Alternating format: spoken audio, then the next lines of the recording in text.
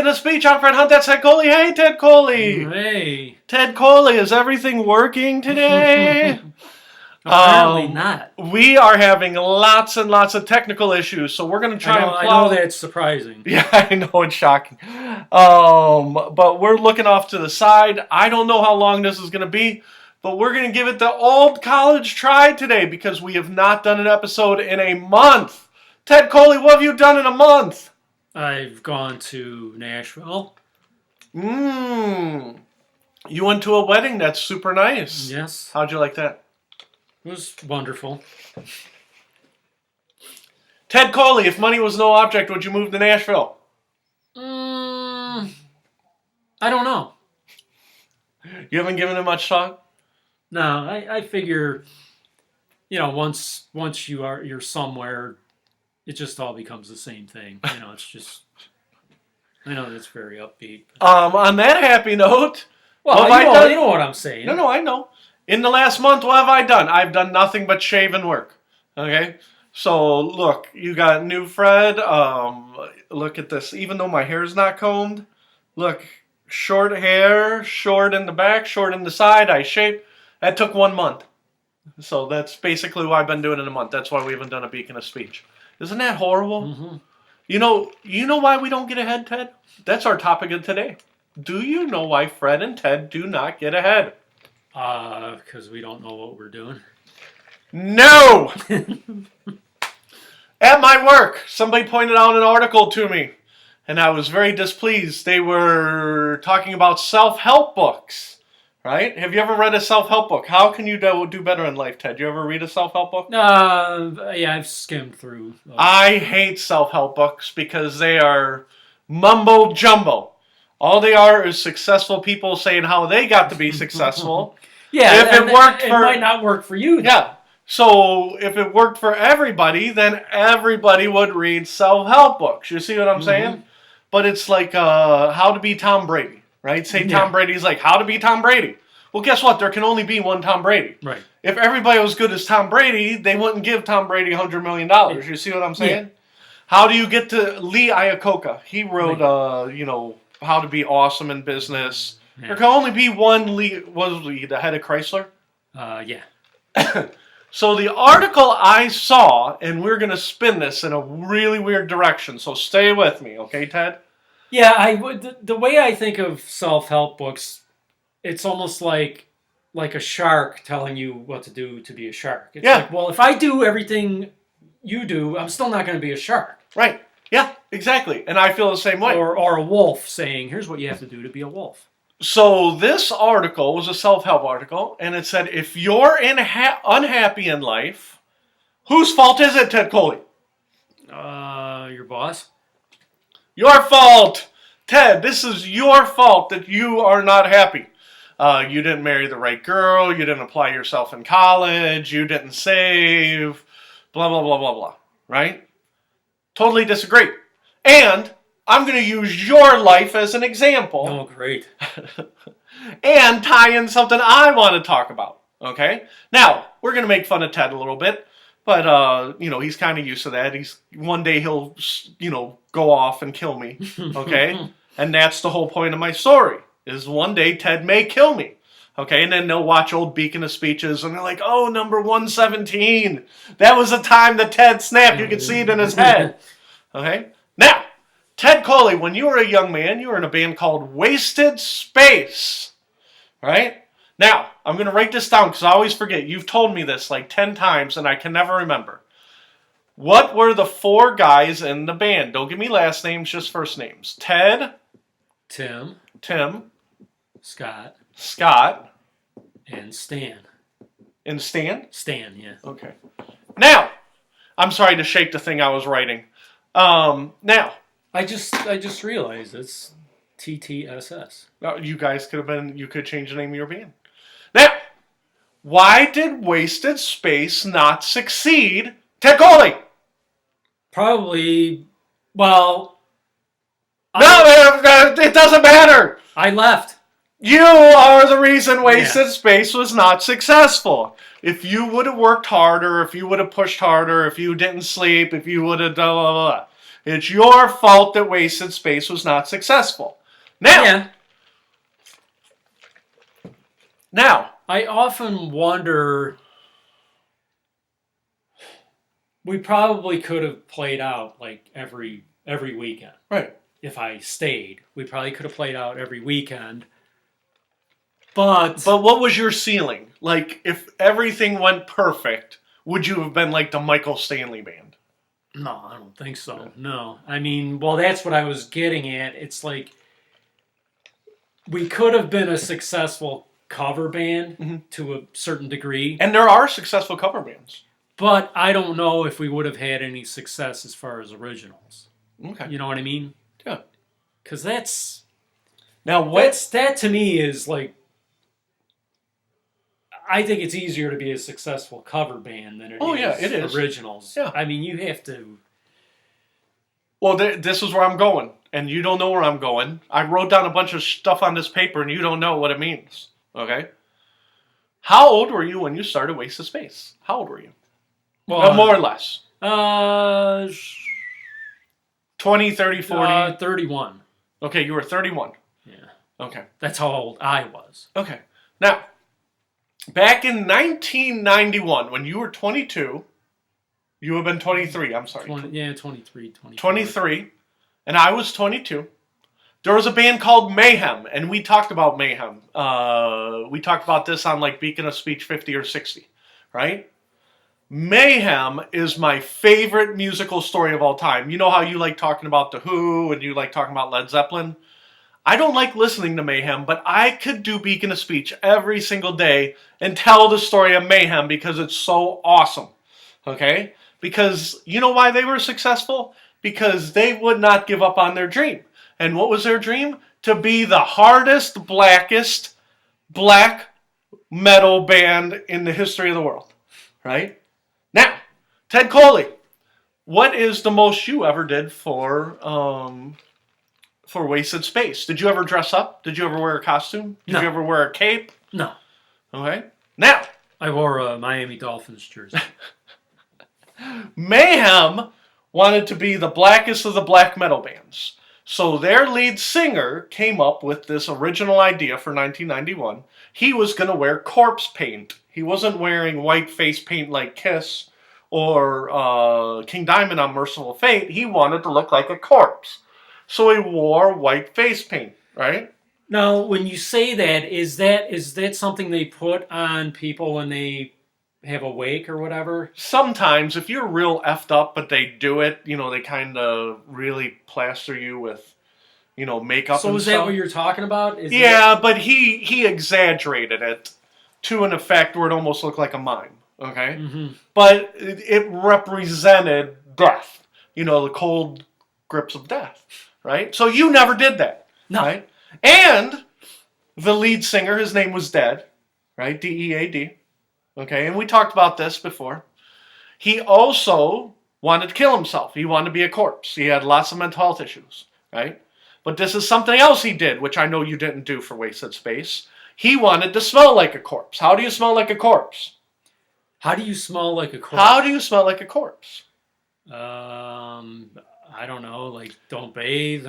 What he would do is he would pick out what he was going to wear at concert the day before, and then he would go out in the yard, and then he would bury his clothes, his shirt, pants, underwear, bury it in a big... I'm not kidding. He would bury it in the yard, and then I'm just picturing his neighbors like watching. So, like I said, I could tell this story every day. It makes me laugh. And my neighbors think I'm weird. Yeah.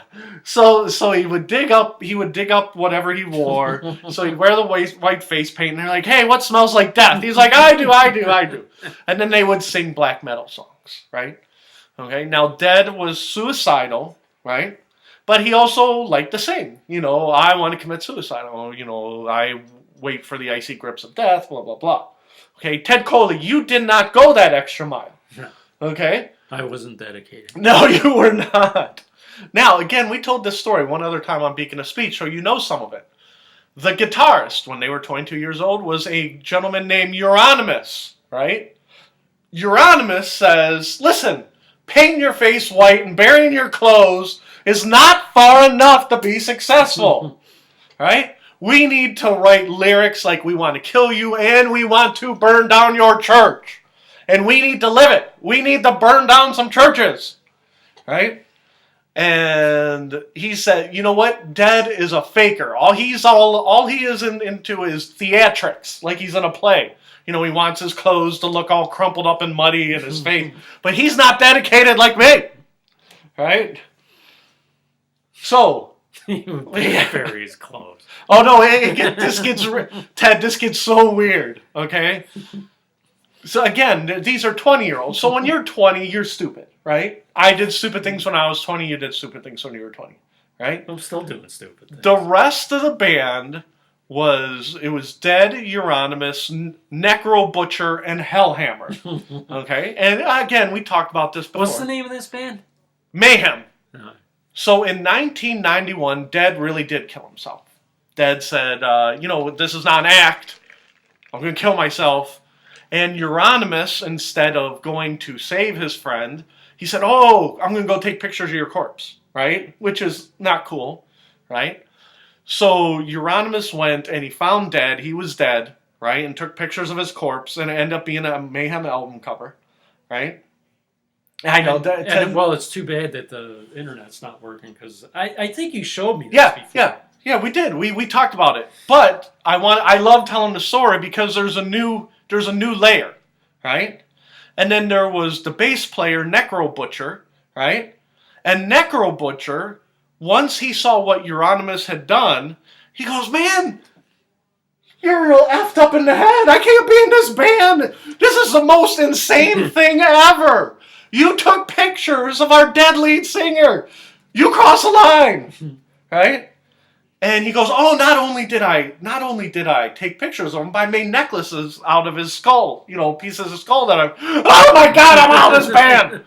You're insane. I cannot play in a band with insane people. So Necrobutcher left, right?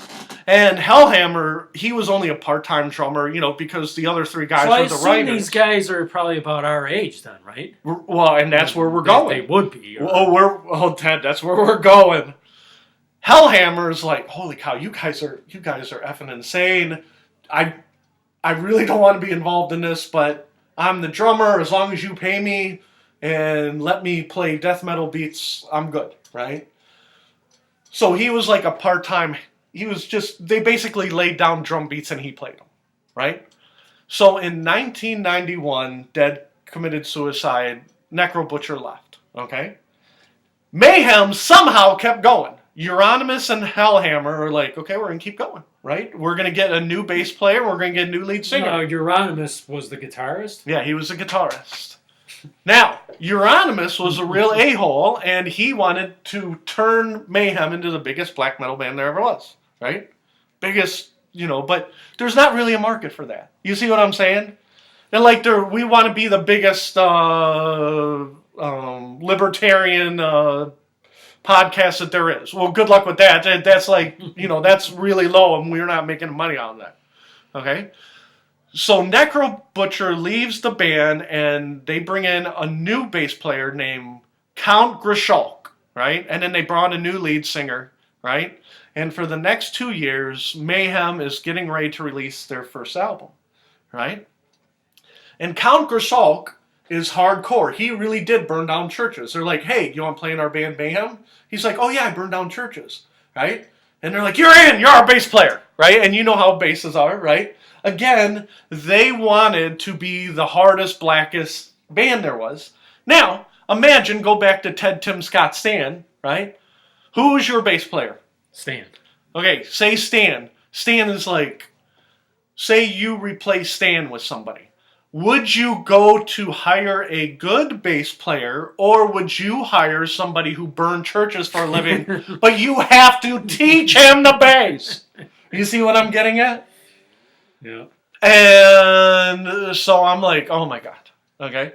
And so after 2 years, Count Grishnack, right? And I could be mispronouncing it.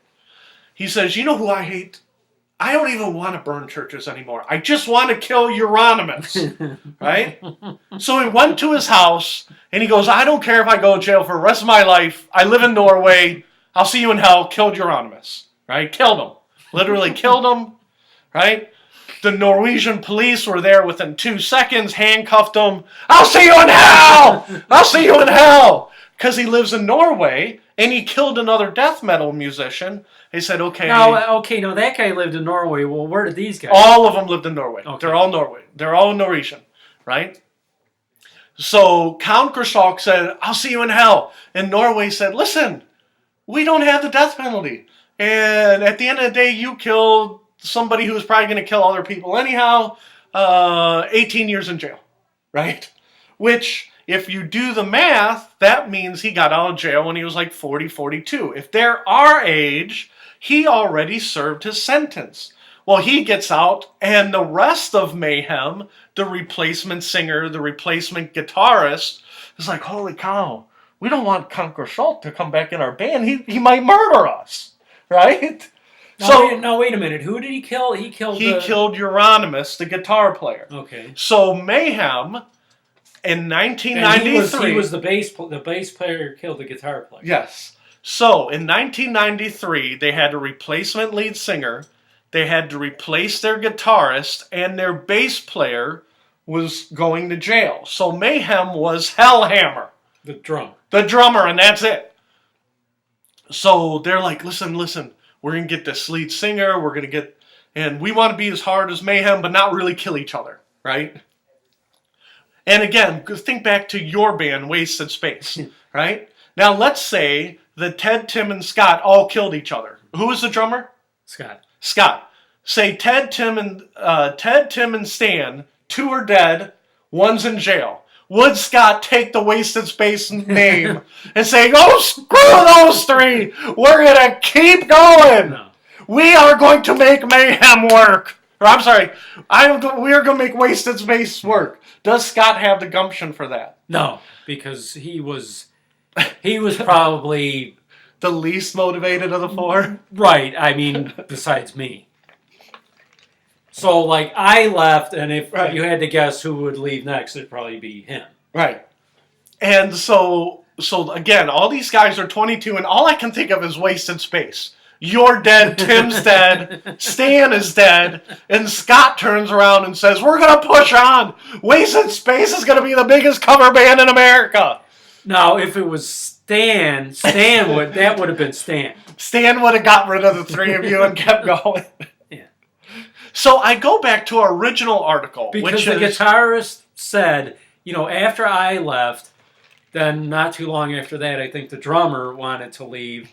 And I remember the guitarist saying that Stan, the bass player, was still bothering him about getting gigs. And he said, he goes, I can see we're all going to be like 80 years old in an old age home, and he'll still be bothering me. Well, and that's the whole thing. And that's where we're going. Now, we're 50. I'm 50, you're 51 or 52? I'm almost 52. Almost 52. Okay? So that was right around the time they released their first album, was when Count Grishnack or whatever killed Euronymous, right? So Count Grishnack goes to Norwegian prison, right? He serves 18 to 25 years, whatever it was. Gets out. The other members of the band, new lead singer, new guitarist, new bass player, right? Do you want Count Grishnack back? And they're like, oh, hell no. He's crazy. He really murdered somebody. Yeah, no shit. Right? I can't believe that's even a question. Yeah. Well, that's the whole thing. The whole story is so amazing. So it reminds me of Spinal Tap. Are we going to do Stonehenge? Oh no, this gets better. This is where we left the story at Beacon of Speech 50 or 60, whichever one it was, right? So now Mayhem has since released 5 other albums, right? This week, right now, like currently, if you look at the date, right now, Mayhem is coming out with their 6th album, right? Now, they went through a couple of bass players. Necrobutcher did not like working at the Norwegian McDonald's, right? Or wherever he was working. And once Count Grishnack was in jail, he said, hey, can I come back to Mayhem? You lost your bass player. The other one's in jail. I would love to come back. Who's Necrobutcher? Necrobutcher was the one who quit the band because Dead killed himself. He's like, listen, I'm not all about murder and death and stuff. I just want to play death metal, right? So Necrobutcher has always played the we're only here to play death metal card, right? So was he was the bass player, He was the original bass player. So he came back later. So they're promoting their 6th album this week, right? And Necrobutcher has always said, I only want to play death metal. Those other guys are all crazy as hell, right? So they're interviewing Necrobutcher, and they're like, oh yeah, do you ever think about the old days, you know, when you guys were, you know, on cutting edge and blah, blah, blah. And you got to pretend like I'm Necrobutcher. So right? The original band, the singer and the guitarist are dead. Yes. Okay. So in the original, the lead singer, and don't get me wrong, they got a good lead singer now, okay? But the point is they're interviewing the original bass player who's back with Mayhem, right? And they said, do you ever think about the old days, right? You know what, I'm about 50 years old, and I'm a lot more mellow now. And I think we're back. We're going to give it a shot. Okay, I'm not going to wave my arms so much. Let's see what happens. So Necrobutcher sits back in the chair, and they said, talk about the old times, you know. And he goes, yeah. Oh, see, I can't move too much. Apparently it's my hands. But he goes, yeah, I have a confession to make. And they're like, confession? What else do you have to confess? You're Mayhem. You're the blackest of the black, right? You're the darkest of the dark. You're the baddest of the bad, right? He goes, do you remember when I said I just wanted to sit back and play death metal? And Count Grishnack, you know, he killed Euronymous, and I came out and said he shouldn't have done it. And they're like, yeah. He goes, yeah, I was going to kill Euronymous. And the interviewer's like, what? Is it going to work? He goes, you said you were not a violent man. And he goes, well, here, the Norwegian police, they were tapping my phone, and they were tapping the Count's phone, and I wanted to be the blackest of the black, but you got to understand, Euronymous was a real a-hole, right? And if you spent time with him, you would want to kill him. And so at my house, I've literally got dozens of guns and weapons and knives, and Euronymous had crossed the line with me, and I had enough of him. And he goes, when I was going to kill him, I was on my way to his house to kill him, and all of a sudden I see all the police at his house, and I'm like, oh my God, what the hell's going on? And I turned the car around and I headed back to my house, and then I found out he was dead. I'm like, oh my God, they're going to think I did it. You just said you're on your way to kill him. Wait a minute. He was no longer in the band at that time. Yeah, but right? he ran in the same circles. And they said you had to know what a jerk he was. And he said he had to hide all of his guns. He goes, I didn't know the Count had killed him. And so I'm hiding all my weapons because I thought that the police would think that I killed him. And I didn't want to go to jail because I wanted to kill him, but I didn't get to kill him. And he goes, it's not fair. And I'm like I'm reading the transcripts of this, and I'm like, oh my God. This is just when you thought the story couldn't get any worse. So look at my So outline. when did this happen? Like around 993. 93. So this guy was replaced by this guy. He's the one who killed Dead, but this is a guy who confessed this week, who's now in Mayhem. He confessed that he was going to kill this guy, but this guy beat him to killing him. You see what I'm saying? Well, Dead killed himself. Dead killed himself. So Necrobutcher was going to kill Euronymous, and he kept this secret until right now. Until, like, basically we're doing a podcast. It's like if we had Necrobutcher on our show. Hey, you got any secrets? He's like, oh yeah, I was going to kill Euronymous. And he just like said it matter of fact. You're like, what did you just say? You said for 30 years you did. And so to me, it's amazing that he could keep this secret. And now I guess the statute of limitations is up because at the end of the day, he never committed a crime. Even though he had intent to kill. It's like, again, back to the analogy of your band, right? Which one of the guys could kill the other guy first? You see what I'm saying? Mm-hmm. And it's like, oh my God, this is... And again, I have never listened to a whole Mayhem song, right? But the story of Mayhem to me is amazing, right? Because today, Mayhem exists, and it is a successful band. The 4 guys in Mayhem, including Necrobutcher and Hellhammer, they make decent money. They don't make great money. You know, they can't retire. They don't make FU money. But they make money playing black metal because, you know what? If you're unhappy in life, it's your fault. And they're like, oh, no, all we want to do is kill people and play death metal. Right? It's like the analogy me and you used to use about Hugh Hefner. It must be great to have a job where you sit in a bathroom and sit around in a bathrobe and stare at 19-year-old girls all day and take pictures of them.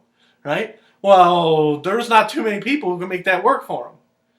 And so the story of Mayhem, it's like, well, what are you willing to do to be happy in life? Oh, I was going to kill the bass player! And so it's like, what are you willing to do to be happy in life? And it's like, well, in your life, say you're like, oh, well, I really wanted Waysted Space to work. How many people were you willing to kill to make Waysted Space work? What were you willing to do to make that happen? Would you be willing to take Tim and, you know, throw him out of the band and replace him with his cousin? You see what I'm saying? What are you willing to do to be happy? Sometimes you have to do some dirty, dark things.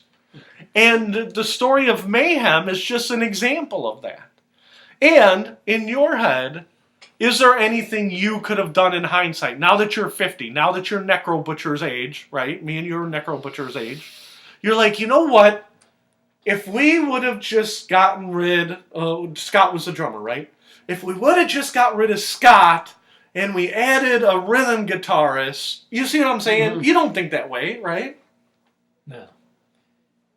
No. And so I had to tell you the story of this because, to me, happiness is mumbo-jumbo, right? How do you be happy? Yeah, you know what you got to do to be happy? You got to step on the bodies of the dead because nobody wants to clean toilets. Everybody wants to be in the biggest band in the world. You see what I'm saying? Yep. And then once you're in the biggest band in the world, you're like, wow, what did we have to do to become the biggest band in the world? Who did you have to kill? Well, the band Mayhem, 2 people are dead. Right? And I think it was Sum 41 who said every great band has a dead member, right? Because you keep plugging away and somebody in your band drinks too much or does too many drugs and they're going to live on the edge and out they go and you replace them with... You see what I'm saying? Now, you guys, you drank a little bit, but you didn't drink on stage. And you didn't drink beforehand. Well, no. I'm trying to think... I think Stan and maybe Tim drank on stage. Okay. I didn't. But you did not drink. You were not drinking Eddie Van Halen amounts of alcohol on stage. You weren't grabbing. No, I would. I would drink after the show. So now people are like, because I was always worried that I was gonna like forget the words. If I, you know what I mean? Yeah. That doesn't matter. I think I told you this story also. I saw the band Halloween. Guy drank. Fell down, forgot the words. He's mumbling. He's laying on the stage. I'm like, what's that guy doing down there? He's just laying on the stage. You know, and like, it looked like the guitarist was kind of kicking him, like making sure he was okay. And he's just like, Halloween was terrible. But the point is, it's a good analogy for life. Because all these self-help people, they're like, well, you know what? If you're unhappy, you know, you got to work harder. You know, pretend like you got to work harder than the other 100 people who want the same exact dream. And then when 99 of them are janitors or cleaning toilets, they're like, well, they didn't work hard enough. Well, I remember I read a book on Aerosmith once, and they had a picture in there of Steven Tyler basically laying on the floor on stage. Like, he looked like he was dead. Yeah. And he said that what he did was he was so messed up when he went on stage, he pretended to pass out because he knew he wasn't going to be able to get through the show. Which is actually pretty smart when you think of it. Yeah. So he didn't really pass out. He pretended to because he was so messed up. He's like, I'm never going to be able to get through the show. But at one time, Aerosmith was one of the biggest bands in the world, right? Yeah. And their whole angle was, how many drugs can we do until, being in a rock band was almost an excuse to do drugs. Mm-hmm. You see what I'm saying? So it's like, back to our book at the very beginning, if you're unhappy in life, it's your fault.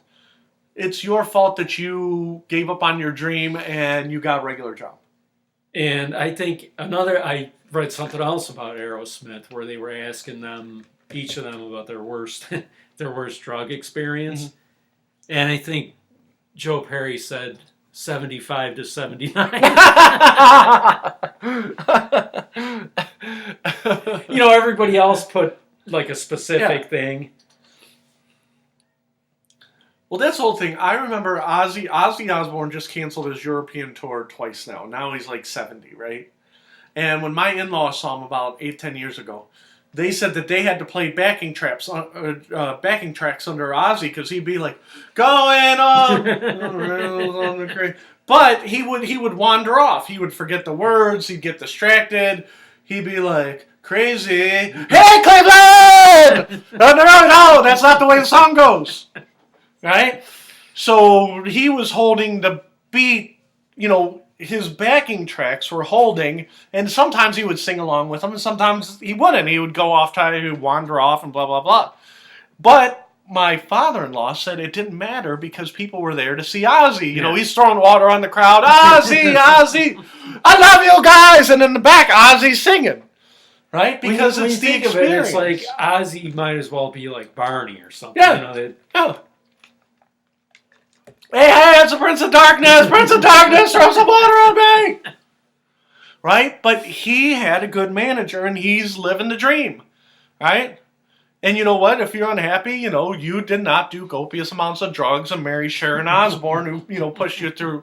You see what I'm saying?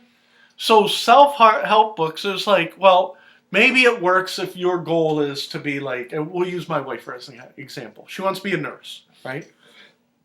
All she ever wanted to do is be a nurse. Now she's a nurse. And now it's like, well, you know what? If you're unhappy and you're a nurse and all you ever wanted to be was a nurse, well, then, you can, focus positive energy or whatever, right? But how many people you meet our age are happy? You see what I'm saying? Think about the people our age. People are like, oh, you know what? Everything worked out like planned. Here's to you. Everything's perfect. And that's why there's people that appear to be happy. Okay. Well, let me give you an example. But we really don't hang around with any of them. Let me give you an example. We had a friend. His name is Neil, right? He's not watching the webcast, so we can make fun of him. I would say when we knew him, when we worked together and we worked with Neil was happy. He had 3 beautiful kids, and they made it through their teenage years without getting into major trouble, right? Yeah. And he had a beautiful wife. She was very nice, right? And they had a good house in the suburbs. Neil talked about thanking God, right? And we worked together, right? And then I got terminated, and then Ted worked with Neil. And then one day, Neil's daughter said, hey, why don't you quit your crappy job, where you work, right? And why don't you work for me? And he's like, you know what? You're my daughter. I'll do anything for you, right? Unfortunately, she wanted him to run her fast food restaurant. She was a franchisee. Now, if we called our friend Neil in Texas right now, who's running, and we're not going to sell him out, so you look him up and give him the business, right? Call Neil right now. See, this would be if we took the next step with this show, we're gonna call Neil. wouldn't that be great? Hey Neil at blah blah blah. How you doing down there? Fred, Ted, please save me. Get me out of here. I'm in hell. I hate my daughter. I wish I could kill her. Not my daughter. Neil would want to kill his daughter. And he'd be like, oh, are you having fun at the fast food? That's it. This is horrible. I just want the sweet release of death. We would have to start it off by pretending to be an irate customer. And that's the thing. I ate at your restaurant and I got sick. I ate your restaurant and I had explosive diarrhea. Sir, please don't scream at me. Please don't yell at me about your explosive diarrhea. You don't understand! It's all green and bloody! Oh, sir, you don't understand. We got some 15-year-olds. I don't know if they washed their hands. That would be great to do on air. Oh, I'm telling you. But that's what I want. You know, how come Beacon of Speech isn't successful? Well, Fred, it's your fault. You didn't quit your job and put all your money into Beacon of Speech. You see what I'm saying? Mm-hmm. If you're unhappy in life, it's your fault. Yeah, I did not take out a loan for $50,000. And then, now Ted has some good ideas for Beacon of Speech. I have good ideas for Beacon of Speech, but they all involve money. And it's like, well, where do you get money? Well, you know, are you getting it as messed up as those guys are? They're probably more successful than we are. Yes, that's my whole point. Necrobutcher and Hellhammer. I didn't even finish my whole story, right? They said that Necrobutcher is a good bassist, but he's still playing bass guitar. You know, he's not playing lead singer parts, right, or lead guitar parts. Hellhammer, right? Even though he was a part-time drummer then, now he's full-time drummer for Mayhem. They said Hellhammer's a bad guy. He's won 2 Grammys, right? But what's the catch with Hellhammer? We talked about Necrobutcher, Euronymous, and Dead. Hellhammer's won 2 Grammys for awesome drumming. What's the catch? He is in the band Mayhem. What's the catch? I have no idea. Hellhammer is not a nice guy. Now, Hellhammer would come on our show because I'm white and you're white, and we're straight. You like women, I like women, right? Hellhammer has said for the record that he does not like minorities, and he wished that they were not in Norway, and if it was up to him, he would kill minorities in Norway. And that includes Muslims, blacks, and gays, right? And this is not me speculating. Apparently, they said, well, you know what? He's not a nice guy, and you know he wishes death on minorities, right? It's like, that's kind of a big thing. I didn't realize there were so many angry people in there. That's another thing that I want to point out. Now, all these guys are all Norwegian, right? If you went to the internet right now and typed in best place to live in the world, right? You know what comes up? Norway, Sweden, Denmark, right? Yeah. The United States come up? No, it doesn't. No, because they might come out to, they might go out to Westlake and go, wow, this is really nice. And then they go to Cleveland and go, wow, this isn't much better than, you know, dark parts of Ukraine or Poland. You know what I mean? And then there's some bad crime here. And so when Hellhammer says these horrible things, right? Oh, well, he's in a death metal band. What do you expect, right? It's like, yeah, you shouldn't say that. You know what I mean? And we're a freedom of speech site, right? And we're saying, holy cow, even it doesn't matter how Hellhammer won 2 Grammys, being one of the most racist guys in all of Norway. We don't have any Grammys, right? We ain't winning crap, right? You don't understand. He's happy. He's happy being a racist Norwegian playing black metal.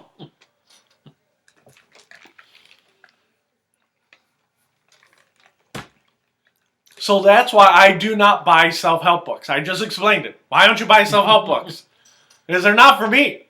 To be the best me, I gotta, burn things down. I was going to show you, talking about death, I was going to show you a picture of me at the wake, or at the funeral earlier this week. My grandfather passed away. And that was going to be on the computer. Right? Yeah, but we're having connection problems. So, but... I'm surprised it hasn't glitched. Yeah, I think I was waving my arms too much. That's why I've been trying to keep my arms down. That sets it off? I don't know it for a fact, but I think that might be it. But the point of the story is that if you're unhappy in life, it's your fault. Okay? Now, we're going to turn this around to politics. Okay? Now, when you think of unhappy people in politics, don't look at my hand. Who do you think of when you think of miserable people in politics? Miserable people in politics. Who is the number one person you think of? I would say like Hillary. Oh!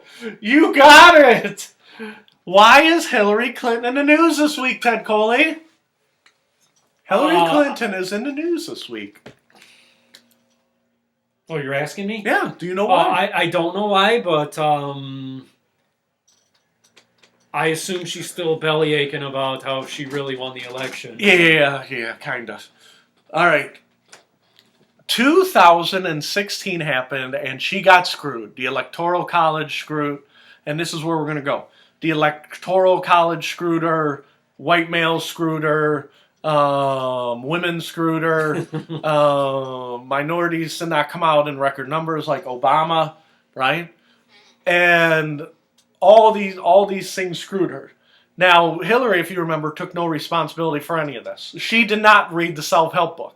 She's like, it's not my fault. You know, it's probably Ted Coley and Beacon of Speech's fault. Right? This week, Hillary came out, and she said, just so you know, I know firsthand how the Russians cheated. The Russians are the reason that Donald Trump is the president. Does it sound familiar? Mm-hmm. Right? Now they're at it again, trying to get Donald Trump reelected. Right? How are they and since you don't know, this is funny. This is very funny to me. Okay?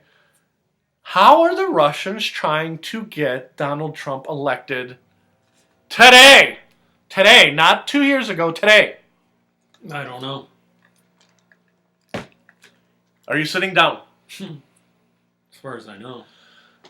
Hillary Clinton came out, and this makes me furious. And you should, if you knew this, you would know this was going to come up.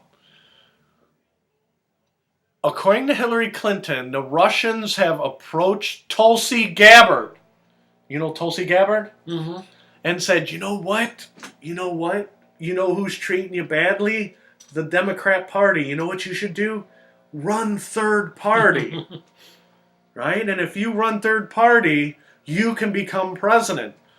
And Tulsi Gabbard, right? She's in 11th place now on the Democrat side. Right? She says, I am not an agent of Russia. And Hillary Clinton goes, she certainly is. You can see by how mad she is that she's really thinking about running third party. And then what will happen is that Tulsi Gabbard will siphon off 5% of the vote like Jill Stein and Gary Johnson. Mm-hmm. Right? Does that sound familiar? Mm-hmm. And then Donald Trump will win again because he will split the Democrat Party.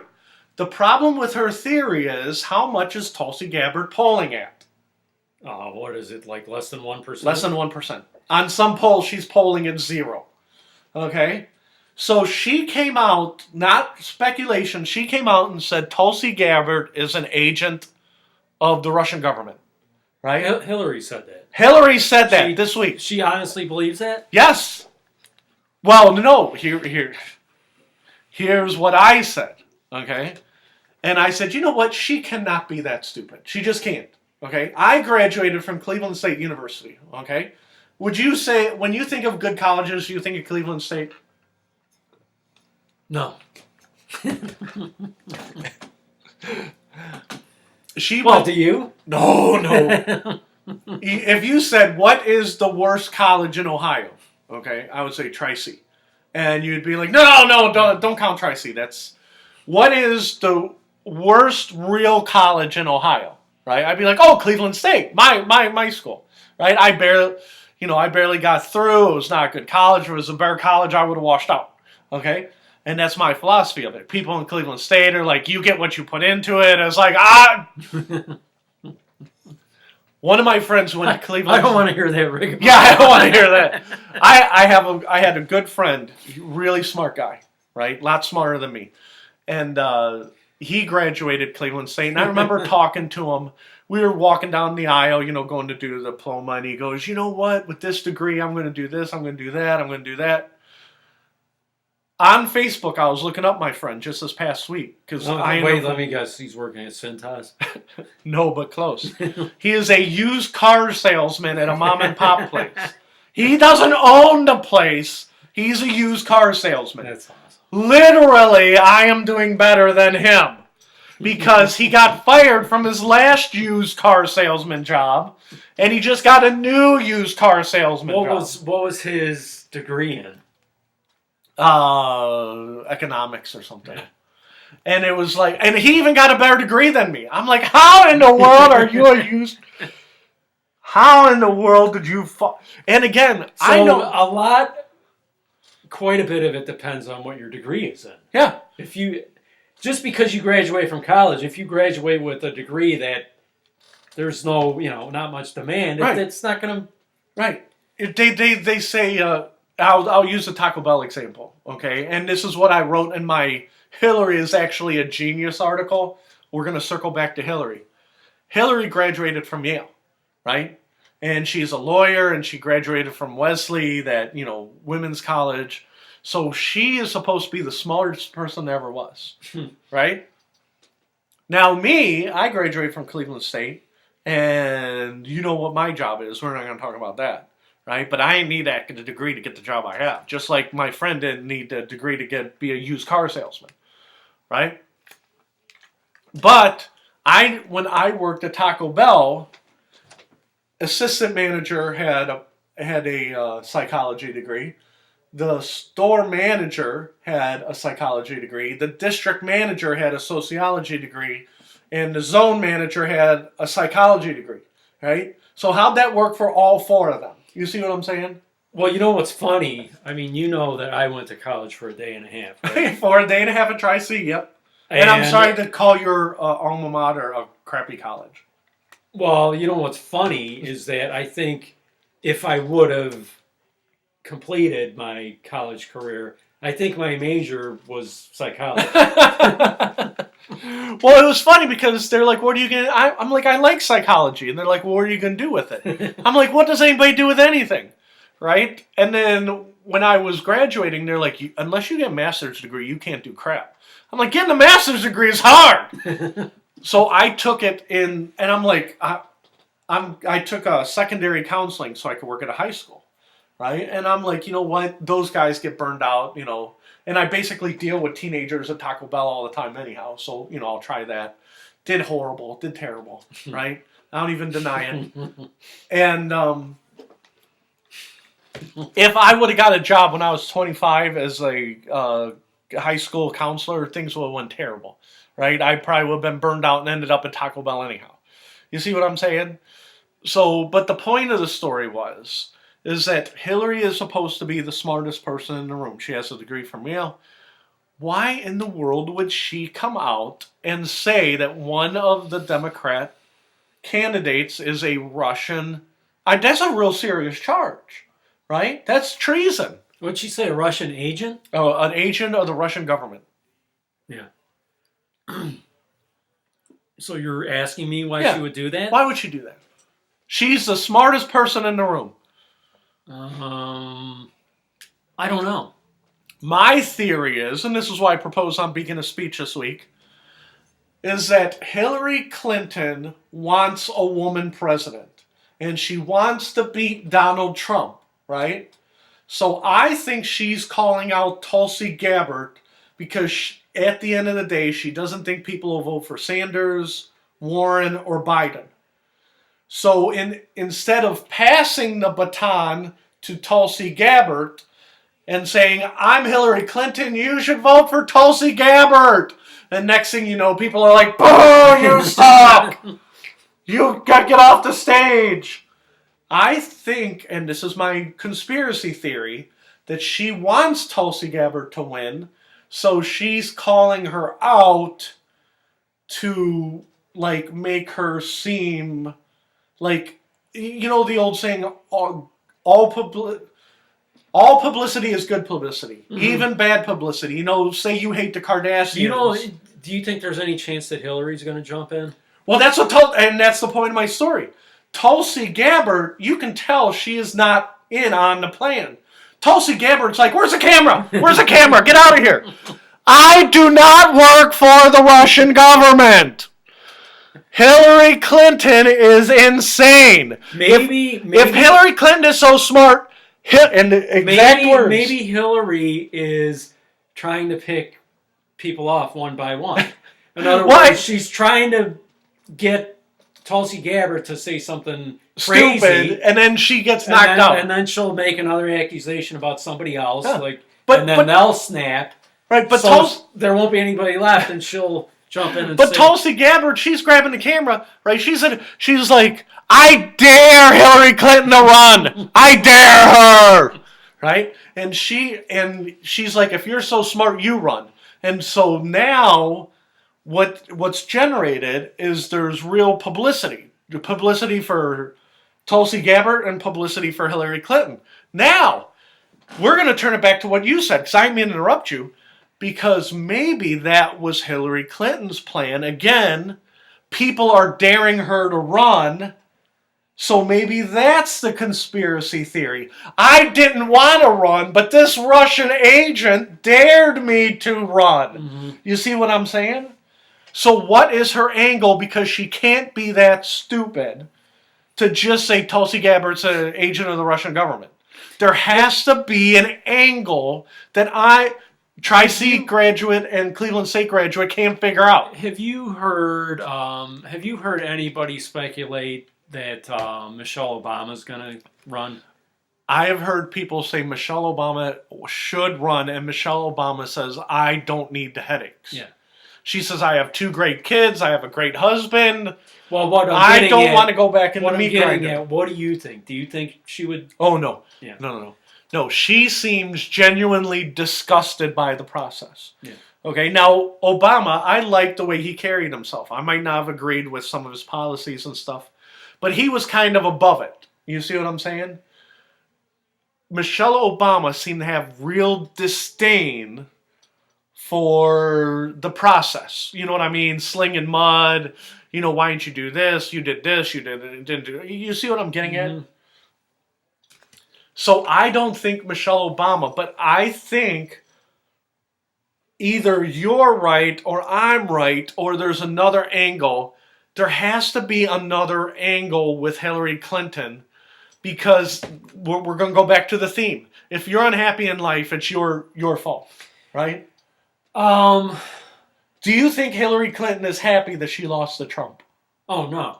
No. No, I think she's... So she probably read that same self-help book. I don't think she'll ever get over that. But in her head, I think that she has a plan, right?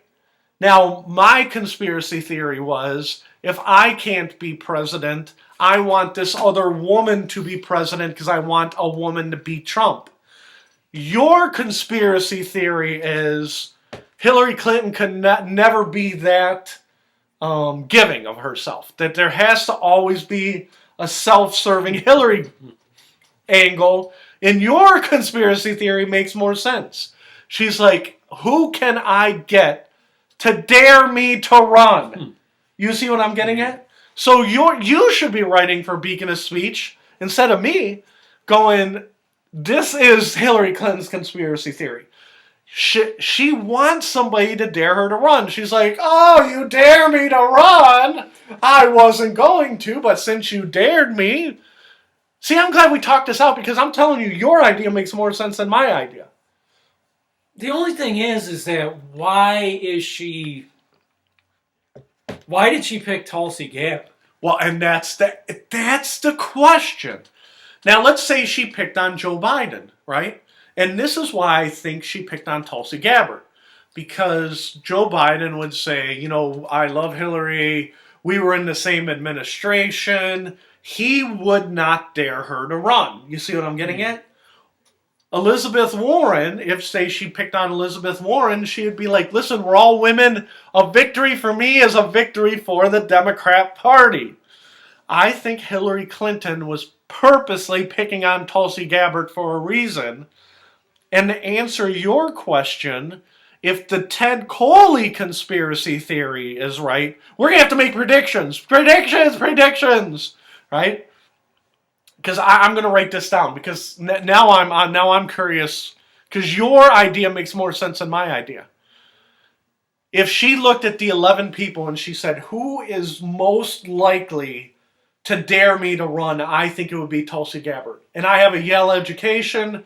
I can mind F Tulsi Gabbard. I cannot mind F Joe Biden. You see what I'm saying? Yeah. And so that's the angle. And say she picks on Cory Booker, right? Honestly, I forgot about him. If you Google, and I wrote about this on Beacon of Speech, if you Google Cory Booker, there's a lot of Cory Booker cheats on his wife. Cory Booker is hooking up with Rosario Dawson, the actress. Like, it's like he's not even running for president. It doesn't even say Cory Booker president. Right? Cory Booker has a real problem with the ladies. And when I say real problem, I mean a good, like, say you were running for president. Ted's like, you know what? I'm going to run for president. I don't care if I win, but women are going to be throwing themselves at every stop. I don't care if I get elected or not. I'm going to be hooking up with actresses. And you ever see Dennis Kucinich's wife? Yeah. Isn't it a tall redhead? Yeah. Tall redhead. It's his third wife. She's 20 years younger, and she looks like she could hook up with athletes. And she's like, you don't understand how smart Dennis is. I don't care how smart Dennis is. I'm looking at him. He looks like a Keebler elf. Your type is a smart Keebler elf? You see what I'm saying? So if your angle is to get more hot girls, hell, Ted, you should run. And in your head, you're like, holy cow, Cory Booker's got the right attitude. The chances of him winning are slim to none, but now a million more women know who he was than before. You wonder how many of the people just in the Democrat field, how many of them are just running as a resume enhancer? Yeah, I'm telling you. Amy Coble... Probably most of them, right? Amy Coble-Knocker, sure, whatever her name is. She's not running for this election. She's running for the next election. She's getting her name out there, blah, blah, blah. Right? The only people I heard that she's not a nice person. I've heard that too. But on the Democrat side, Joe Biden... I heard that she treats her underlings like... we're going to skip that. Joe Biden... Why is that? Is it... Oh, no, because she's not running for this year. Because I want to talk about the big fish. Are we going to get in trouble? Or? Oh, no, I want to talk about the big fish. Because I don't even remember all the 11 people who are running. But Joe Biden, he said, listen, I don't want to run either. You know this story. I don't want to run either, but my son, not Hunter, the dead one. Bo said on his deathbed, Dad, please run. And I said, son, I cannot say no to my son dying of cancer. I have to fulfill my son's dying wish. Right? And Bernie Sanders, he's not running for himself. You know what they should have done? They should have had Biden run in 2016, and then if he lost, they should have had Hillary running now. Oh, yeah. Yeah. But don't forget, they stacked the deck. And Joe Biden, his son Beau had died, and he did not have... You have to have a lot of energy to be president, right? But Bernie Sanders, this is his last go. If he doesn't get it this time, he's desperate, and he's like, I got to get socialism to the people, right? Did we have we made a prediction on who we think the nominee is going to be? I think we did, didn't we? Oh, did we? Well, I don't know. Here, let's. Maybe we did, but we're going to do Tulsi Gabbard. Do you have something to write down over there? Do you have like see that brown thing over there? We're going to do predictions. This? Yeah. Oh, that's your checkbook. I'm sorry. No, it's not. It's okay. Today is Today is 10 what? 20. 10/20/19, and we'll open this next year. Now, we'll probably make this prediction 2 or 3 times, so we're going to make this very specific. Today, Tulsi Gabbard versus Hillary Clinton. You think we'll remember this? Now, we're going to ask 2 questions. Next year on Election Day. Year on Election Day. Election Day. Predict the Democrat nominee, the Republican nominee, and the number 1 independent. So last election, you heard me yell, Gary Johnson, Gary Johnson, Gary Johnson, Gary Johnson. And then get me crap, right? So this is why I want you to predict today. Fred's going to predict a candidate, and Ted is going to predict the candidates. Who do you think is going to be the Democrat nominee? Ted Coley, the Republican nominee, Ted Coley, and the independent nominee. The Republican nominee is going to be Trump, right? What if he is impeached and he is removed from office? I don't think that's going to work. Oh, no. I am going to go out on a limb and say he has effed up too much, and the Republican nominee will be Mike Pence. Wow. Okay? You are saying Donald Trump. Yeah. I am telling you, when Donald Trump pulled out of Syria, he pissed in the wrong people's cornflakes. Okay? Now, do you know there's riots in Venezuela? Well, I know it's been bad over there for a while. Do you know there's riots in Spain? I don't think I knew about that. Do you know there's riots in Chile? No, I didn't know about that. Yes. There's lots of this riots. Is all Trump's fault? No, nothing like that. In every case, the people who are in charge are held in there by the armed services. You see what I'm saying? If it wasn't for the armed services, they'd be out the door. You see what I'm getting at? Oh, you mean the leadership? Yeah. Yeah. The people don't want them there. The military is keeping them on there. The military has loved Donald Trump until Syria. Now, top generals are actually coming out going, we're not sure what Trump's doing in Syria. You see what I'm saying? And I think he pissed in the wrong general's cornflakes. But did I hear right that the amount of people we had in there was like, I don't know, 30 people or something? It doesn't matter. If you are Turkey and you roll into Syria and you kill one American, America's like, we are going to bomb the shit out of Turkey. We don't care if we're both in NATO, or we're going to kick you out of NATO. See you in hell. Mm-hmm. Right? When Donald Trump pulled the 30 Americans out, he's like, I don't give a crap who you bomb. And the Americans are out of the way, so do whatever. Right? The generals were furious. Now, I don't predict a coup, but what I'm saying is that Trump's allies are not going to protect him when impeachment comes. So I honestly think, I keep reading undercurrents, that Syria is going to undo Trump, and I think that is feasible. So next year on Election Day, it's going to be, you say it's going to be Trump, I say it's going to be Pence. I say on the Democrat side, it is going to be Joe Biden. Okay? Joe Biden will be the Democrat nominee. Who do you think will be the Republican nominee? Or I'm sorry, the Democrat nominee. Who do I think? Who do you think? Do you, and then I'm going to say, did Hillary enter the race? And I'm going to put no. Did Hillary enter a race? Enter a race. Fred says no. Ted says Did Hillary enter the race? I'll say no. Okay. I put in instead of no. So apparently I have brain damage. Okay. We're going to put Fred here. Fred says Biden Pence. Ted says Trump.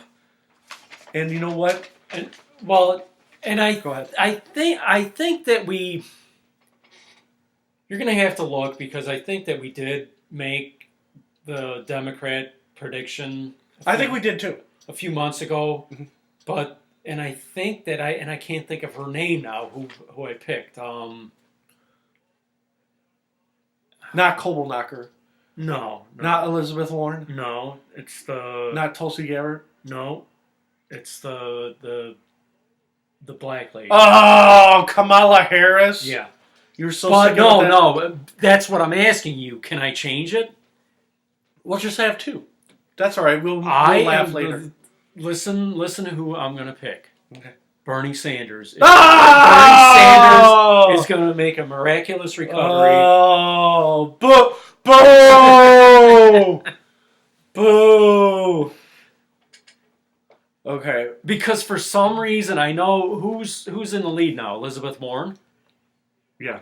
Elizabeth Warren in some states, Biden in others. Because for some reason, I just can't picture her being the nominee. I don't know why. Okay. And Bernie Sanders, I know, is a stretch, but I think it's fun to go out on a limb. Okay. Do you want to try and guess? Is anybody gonna run third party? Jeez. Who do you think is going to be the biggest third party candidate? Yeah. You know what? Here's another. I'm going to go out on a limb and say this. Mm-hmm. I think it's going to be. I can't think of his name now. Who's the guy who ran for Bloomberg? No, the guy who ran for Howard Schultz? No, the Republican Party in 2012. 2012. It wasn't McCain, it was the one after him. The one that Oh. the Bain Capital guy. I can't think of his name. I'm drawing a I know blank. you know who. I know what you're. I know. Who Isn't he now like a senator from Utah? Yeah. I'm trying to remember his name. I'm going to put senator from Utah for you. Ted says senator from Utah, and then we're going to put question mark. Okay. Romney. What? Romney. Romney! I say Romney So he can't siphon stand the Trump votes. so much that he's going to make a run. Ugh. Independent. Okay, independent. I am going to go way off the board. And I think that Tulsi Gabbard, she's in her 30s. I think that she is also, if she gets kicked out of the race, she is going to position herself for 2024. And I don't think she wants to go third party. I think she'll want to run on the Democrat side. So I am going to go with McAfee, the murderer. There's McAfee is accused of murder in Belize, and I think that he is probably going to end up being the biggest guy. And I cannot vote for murderers, like real murderers who kill people with their own hands. Not, hey, their policy, ended up killing people.